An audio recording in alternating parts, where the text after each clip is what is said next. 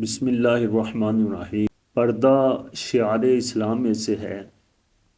عورت کا پردہ کرنا عورت کے لیے زیور ہے۔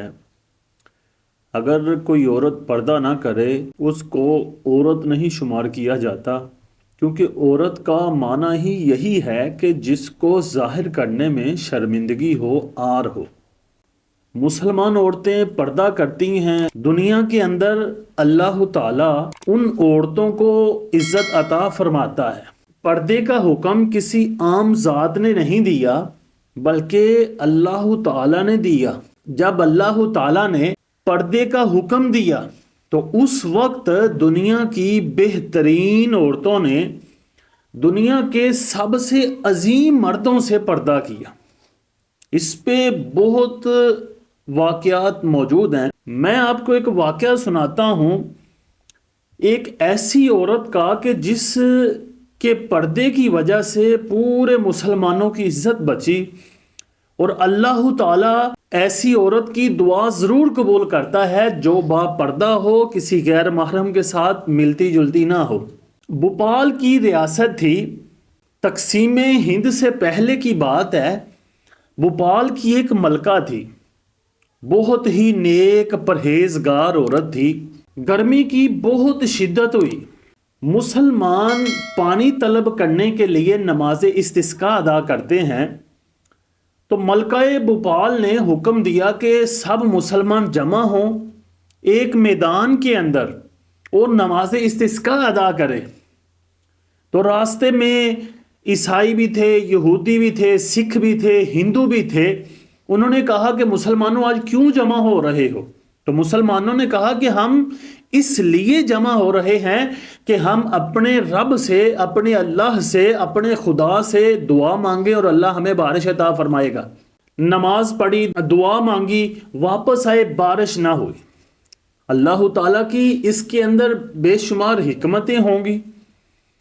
راستے میں جو کفار مشرکین کھڑے تھے انہوں نے مسلمانوں کو تانے دینے شروع کر دیے کہ تمہارا خدا ہے ہی نہیں۔ مسلمان بہت رنجیدہ ہوئے اور اپنے اپنے گھروں کے اندر چلے گئے۔ جب ملکہ بھوپال کو کفار کے تانوں کا پتہ چلا تو آپ نے کہا کہ اب مسلمان دوبارہ پھر جائیں اور میرا خیمہ اسی میدان میں لگائیں، اور خیمہ ایسا لگانا کہ اس خیمے کے اندر کسی غیر محرم مرد کی نظر نہ جائے۔ یہ حکم سننا تھا، خدام نے، خادموں نے، غلاموں نے یہ سب کام کر دیا۔ با پردہ ہو کر وہاں گئی اور پردے کے اندر جا کر 2 نفل ادا کیے۔ نفل ادا کرنے کے بعد دعا مانگی اور دعا کا آغاز کیا، اے اللہ میں نے کبھی تیری اور تیرے حبیب کی نافرمانی نہیں کی، اور میرے سر کے بال آج تک کسی غیر محرم نے نہیں دیکھے، لیکن آج مسلمانوں کی عزت کا سوال ہے کہ اگر بارش نہ آئی تو میں اپنے سر سے یہ دوپٹہ اتار دوں گی۔ اور اتنا خلوص تھا اس دعا کے اندر، اور اس پردے کی برکت سے اس عورت کی دعا میں یہ اثر تھا کہ ابھی دعا مانگ کر سب لوگ گھر کو پہنچے ہی تھے، چھما چھم بارش شروع ہو گئی۔ پھر کفار نے بھی دیکھا، مسلمانوں نے بھی دیکھا کہ ایک با پردہ عورت کی دعا کی وجہ سے سب مسلمانوں کی عزتیں بھی بچی۔ جو کفار نے ان کو رنجیدہ کیا تھا ان کا غم بھی دور ہو گیا، اور کفار نے دیکھا کہ یار واقعی ہی اگر کوئی عورت پردہ کرے اس کی دعا ضرور قبول ہوتی ہے، اور مسلمانوں کا خدا بھی ہے۔